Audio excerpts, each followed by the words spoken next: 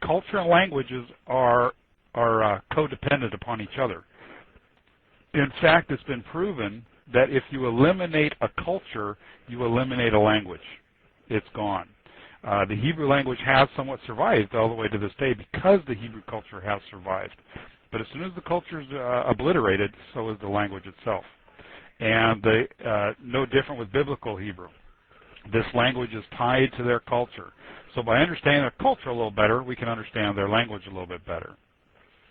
What we're going to do is I'm going to start off with one verse tonight. I'm going to take a look at a verse here. This is going to be Isaiah 40, verse 22. It is he who sits above the circle of the earth, and its inhabitants are like grasshoppers, who stretches out the heavens like a curtain and spreads them like a tent to dwell in. Now, you know what? That sounds really nice. You know, we kind of get an idea of what's going on here, but do we really understand what the author was saying? Especially that last part is the part I'm focusing on here, who stretches out the heavens like a curtain. Okay, yeah, we can kind of see that. And spreads them like a tent to dwell in. Well, in order to really understand that, we've got to understand the ancient Hebrew nomad's tent. The nomad's tent was made out of goat hair, spun goat hair, which is black, and it's a very porous material. In fact, there's a lot of pinholes, if you will, in the goat hair. So if you were sitting inside the tent on a bright sunny day and looked straight up, you'd see this black tent with all these white pinholes all the way around it. Well, guess what it looks like? It looks like the night sky. It looks like stars in a night sky. So when they walk outside at night, they see the exact same thing that they do inside their tent. So they saw the night sky as God's tent over his family. Okay? So just like the family resides within the tent, his children, God's children, are also residing under God's tent. And that's what they saw. That's how they understood that. Interestingly, if it clouds over and starts to rain, the stars go away, right? You can't see the stars anymore. It's just a black sky. Well, the same thing happens with the goat hair tent. When it gets wet from the rain, the hair fibers swell, and it seals off all of those pinholes, and the pinholes are gone. So there's really a lot of similarities. By studying the ancient Hebrews' tents, their goat hair tents, it opens up a lot of understanding to the biblical text because it was a foundational part to their scriptures, or to their culture. Let's take a look at another verse here that just kind of alludes to the ancient Hebrews' nomadic tent. Dark am I, dark like the tents of Kedar, like the tent curtains of Solomon. It's just alluding to the darkness of the tents, the black tents. By the way, in Israel today and in the Near East, there are the Bedouins who still live in these goat hair tents. They're kind of transitioning now over into canvas and some other materials, but they still do have the goat hair tents. By studying their culture, we can actually see the culture of the ancient Hebrews. An interesting thing, when you start looking at some of the individuals in the Bible, we notice that a lot of them were nomads. For example, we have Abraham. He lived as a nomad. He lived in goat hair tents. Also his son Isaac and his son Jacob. Moses, for 40 years, was also a nomad. He was a shepherd and had flocks. By definition, in the desert, you had to be a nomad. You can't stay in one place. You have to move around for water and green pastures. David was a nomad. He was a shepherd. He was also a nomad. The prophet Amos. Now, there's other ways of being a nomad besides being a shepherd. Anybody give me an idea who somebody else, pretty popular figure in the Bible, who was a nomad? Not necessarily a shepherd, but he was a nomad. Any ideas? Oh, good. Cain, yes. Paul. I hadn't thought about that, but yeah, you could say he was a nomad as well. John the Baptist was a nomad. Who else were nomads? And yeah, that's it. That's right. Yeshua was another one. He was not necessarily a shepherd, but he was a nomad. He was an itinerant rabbi. And so he had no home. He traveled from place to place in his ministry. Why is this important? Is this important? Why am I bringing this up? Well, I'm going to explain something here, and hopefully this will make sense. We're going to take a look at the Hebrew word for God first. And that word is El. And it's spelled with two Hebrew letters. And there's three words that's translated as God. This is one of them. It's the Aleph and the Lamed. The Aleph, in the pictographic script, the way it was originally written, is a picture of an ox head. It's ancient Hebrew is written like hieroglyphs as pictographs. The aleph is a picture of an ox head, and it represents strength of the ox. That's what this represents, this letter. And the lamed is a picture of a shepherd's staff. Now, the shepherd's staff represented authority. You know, the shepherd would carry his staff, and it was a sign of his authority. So when we put these two together, we got the strong authority, and that's exactly what God is. He's a strong authority. Interestingly, we think of God as the deity which is sovereign over the universe. And that's true. I'm not arguing that. That's true. But the word El is a strong one of authority, and that can be applied to God or a god, a false god. It can apply to even men. In fact, the word El is used for Abraham's hand, his hand, just his hand. Okay, and because his hand is a strong authority. But it can apply to people as much as it can apply to God himself. So in the biblical Hebrew perspective, an El is anyone that's strong authority. Now let's take a look at those two pictographs here real quick. The aleph is a picture of an ox head, and an ox has what? Horns. Now the shepherd's staff is the sign of authority, and if we put those two together, that's what ancient rulers used to use to show that they were a leader. The ancient people used to wear horns on their head, and they would carry around a staff, and that showed that they were the king. Now, interestingly, those things have evolved through the ages into modern times, and the modern-day crowns that kings wear with those jagged ends on them, those are actually representations of horns. And the scepter they carried is a representation of the staff.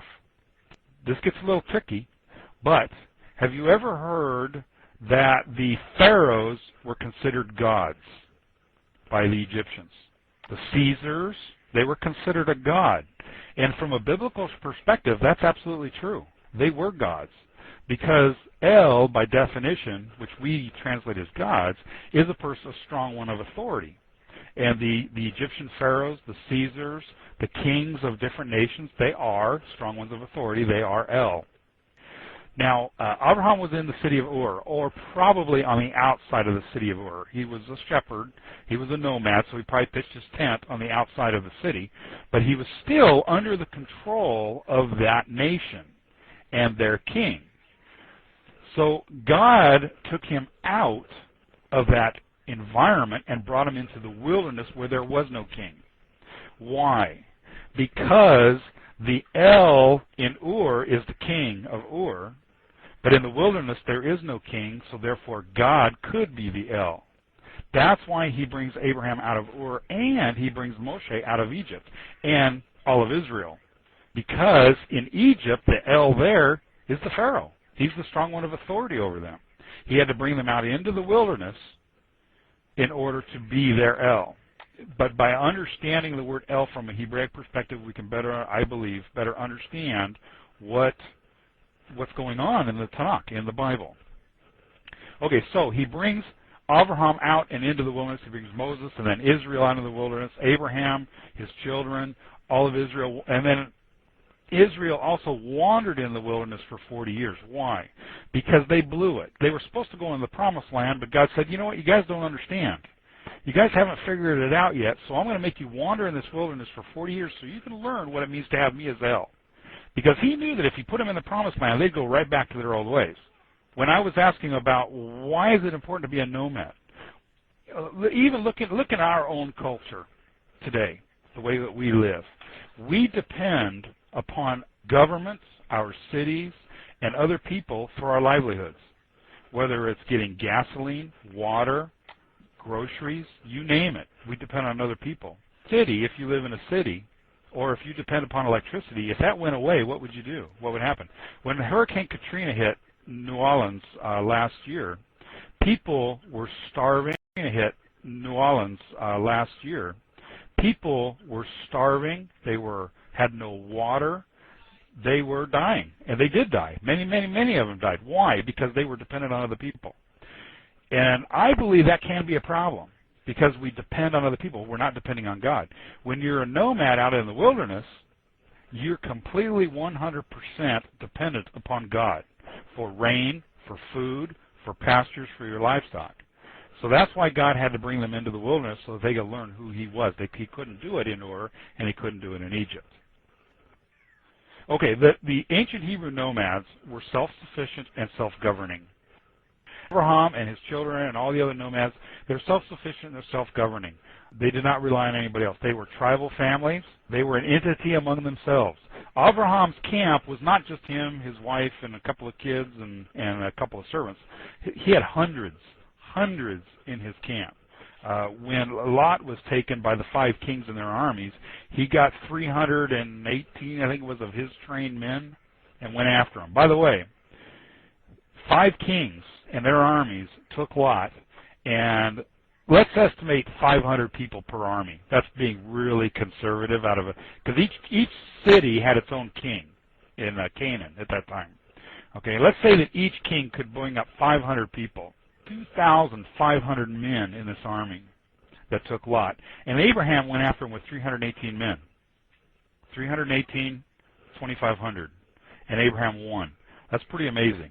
That's pretty amazing. We don't think too much of Abraham being a warrior, but he and his men were definitely warriors. Okay, the letter Bet, the second letter, that's actually the picture of a nomadic tent. If you see the line in the lines on the outside, that's the outline of the tent. There's an opening up at the top left. That's the entrance into the men's section of the tent. And then there's a wall in the middle dividing it in two. The men's section is on the left. The women's section is on the right there. It's actually a picture of a Hebrew's nomadic tent. And the letter Bet, the word Bet is a Hebrew word, and the word Bet means house. And the Bet is a picture of a house. All right, let's take a look at how much the language is related to their culture. We're going to take a look at a few Hebrew words. The first one is the word sa. This is a parent root. It's 2 letters, Sadi and Aleph. And this parent root means to migrate. And that's what nomads do. They migrate from one location to another. Okay, a very common word in the biblical text is yatsa. Yatsa. This is derived from sa. And here is one case where this word is used. Shemot 20 verse 2, that's Exodus 20 verse 2. I am Yahweh your God who migrated you out, which usually translated as brought you out, of the land of Egypt, out of the house of bondage. Here we have Yahweh is going to be taking Israel out of Egypt. It's not just bringing them out, he's migrating them. He's bringing them on a journey, a nomadic journey. This is our first clue that he's taking them on a nomadic journey. So we got the word sa. The next one we're going to look at is the word tzav. This is also 2 letters. It's Sadi Vav. These both have the Sadi, and then this one has the Sadi Vav. We have the word Sav. This means direction. From the word Sav, from the parent root Sav, we get the child root, Sava. Sava. This is a verb that means to direct somebody. Okay, to give directions.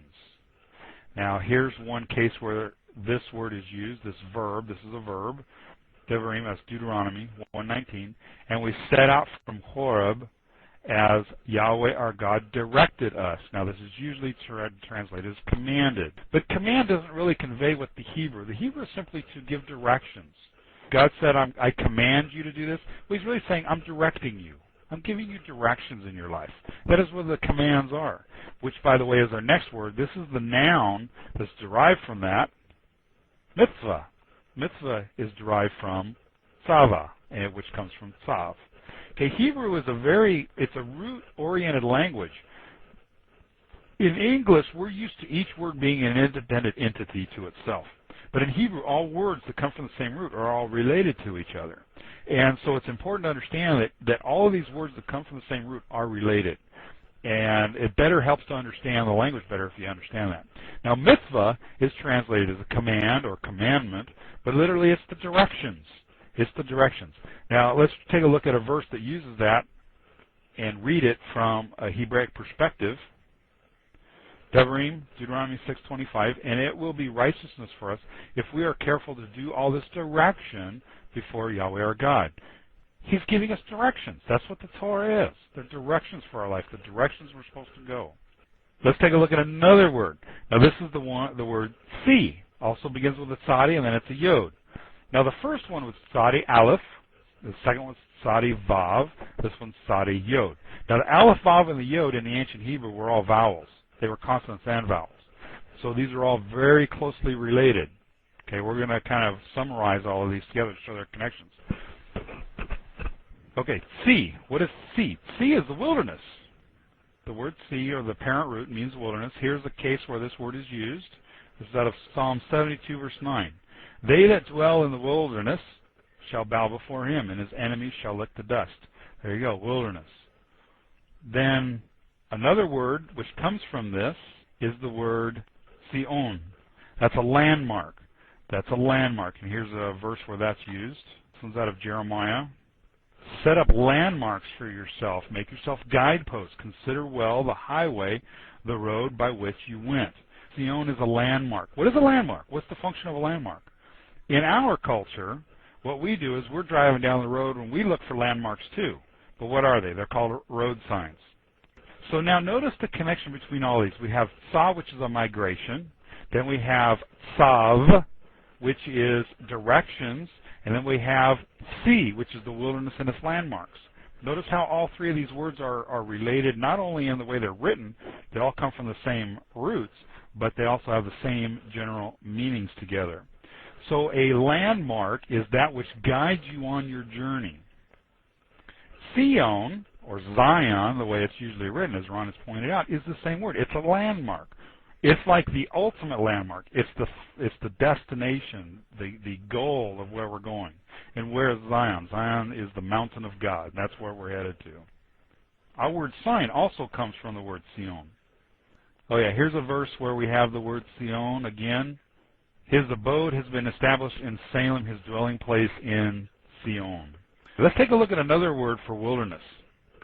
And this is the word midvar. Midvar. It comes from the root davar. And davar means, anybody know what davar means? Word or thing. Very good. Excellent. A word. But it means a little bit more than that. The root davar, the word davar means word or thing, but the root means, well, I'll tell you what, before I do that, let's take a look at another word that comes from davar. Devorah. Deborah. What does Devorah mean? Oh, that's right, a bee. Bees. All right, now we've got three words that come from the root davar. We have, well, actually four ideas, really. We have wilderness, we have word, we have a thing, and we have a bee. They all come from the same root, which means they're all related in meaning. They all have the same common meaning. And what is that? What do all of these things have in common? It all deals with order. Let's start with the bee. Okay, a bee colony is a completely, perfectly ordered community. Perfect order in a bee colony.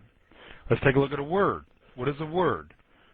Words are arranged in a specific order to create sentences. Things are placed in boxes or in containers in order to create order. I mean, if you got your kids and they got their toys spewed all over the floor, it's a mess. But they're then taken and put together. All these things are put together, just like words are put together to form an ordered sentence. All of the things and the nomads, by the way, didn't have many things. You know, they had a very few worldly possessions, but they always kept them in order. And then the last one is wilderness. Wilderness is a place of perfect order, harmony. What is one of the most common things people do on vacation? Any guesses? What's the most common thing people do when they go on vacation? Put up a tent. Go to the wilderness. Exactly. That's the most common vacation that people do. I shouldn't say the most common, but that's what a lot of people love to do on vacation, to go camping. Why? Why do we like to go camping?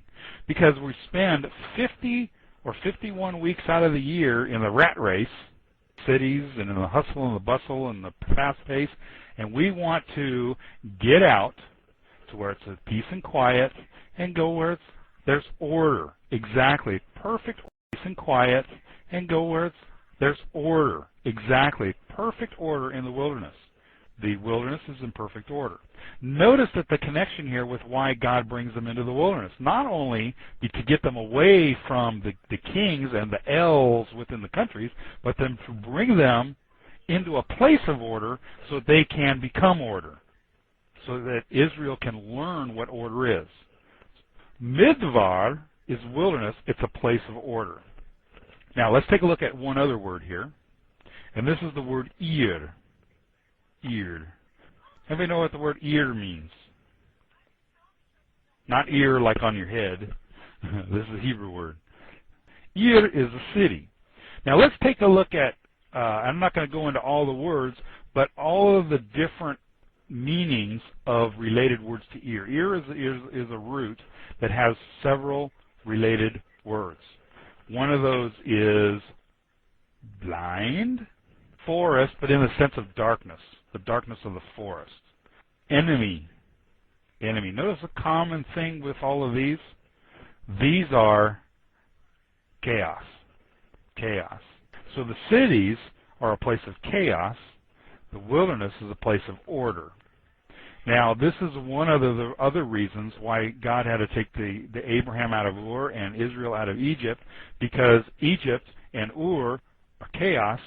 The wilderness is order. By the way, in the first century, in the days of Yeshua, when they baptized or did the mikvah in the Jordan River or any mikvah for that matter, what were they doing? Why did they do it the way they did? Yeshua was standing on one bank, and we don't really get this from the text. Okay, you can't get this just from reading the Bible. So, by the way, you hear a lot of people say that they only use the Bible, and that's the only thing they use. If it's not in the Bible, they don't. It doesn't apply. Well, you really can't do that, because by understanding the culture and some of the things about their culture, you can understand the Bible better. When they did the mikvah, whether it was at a mikvah or at the river, what they do is they start on one side, they would go into the water, and they would cross the water to the other side. Why? It's a sign of being outside of Israel, crossing the river and into Israel. It's this idea of leaving chaos and coming into order. There's a lot of this imagery in the Tanakh. Ivrit, the Hebrew word ivrit, is Hebrew, and ivrit comes from the root avar, which, by the way, our word over comes from this. It means to cross over, to go over to the other side. Abraham was an ivrit. He had crossed over to the other side, into the wilderness, the place of order. When Yeshua went to pray, where did he go? Every single time in the New Testament, when Yeshua went to pray, where did he go? The mountains. Or away. Right. The key is away from people. It was the wilderness. Whether it was the mountains or by the lake, the garden, he went to where people weren't, where civilization was not. He went to a place of order. Just like when we want to go camping.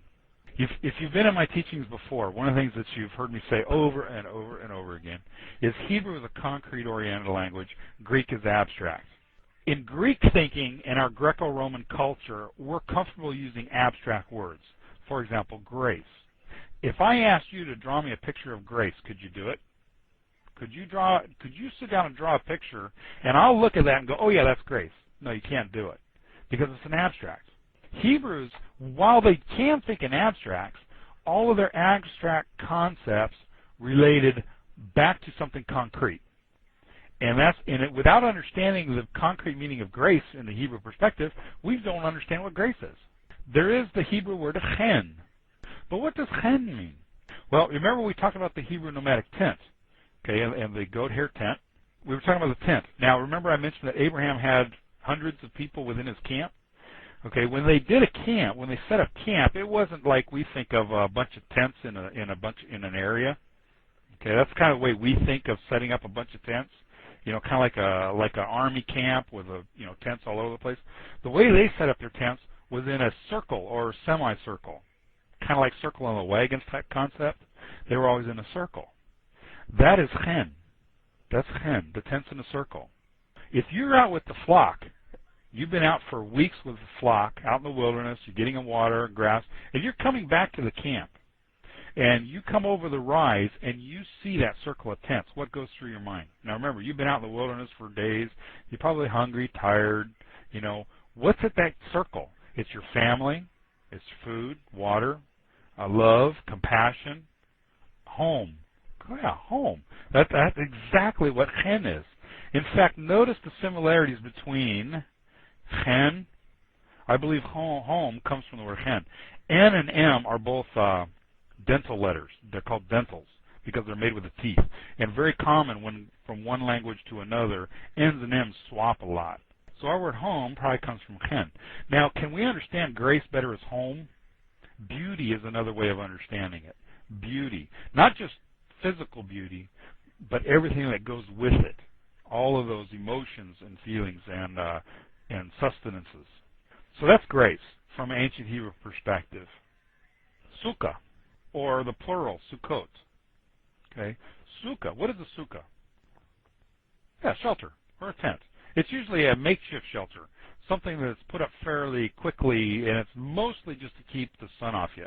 When you were guarding the garden or watching over the flock, you would erect this structure as a shade place, a temporary shelter. Right.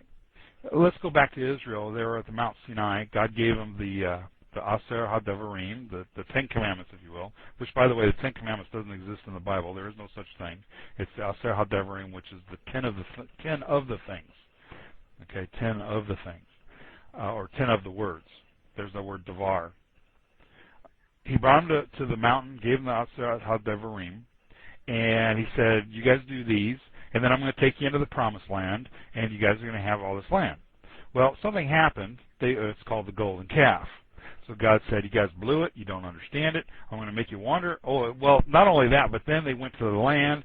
The spies went in and said, oh, we can't go there. There's too big people, and we could never take it. God says, forget it. You know, you guys don't get it. So he keeps them in the wilderness for 40 years and makes them wander around there. Why? Because, one, the wilderness is a place of order.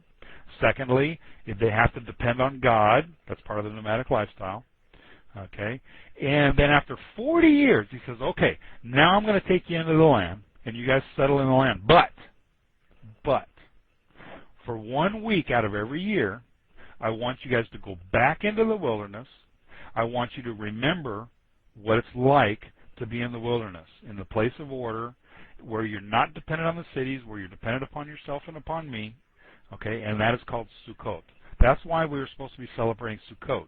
Not only it's a festival, sure, yes, and it's a harvest thing as well, but it's also a time when God wants to bring us back into that wilderness to learn what it means to depend upon Him. So in a nutshell, the Hebrew nomadic lifestyle is related to the Hebrew culture and their language, and that's what the Bible is all about, living that nomadic lifestyle.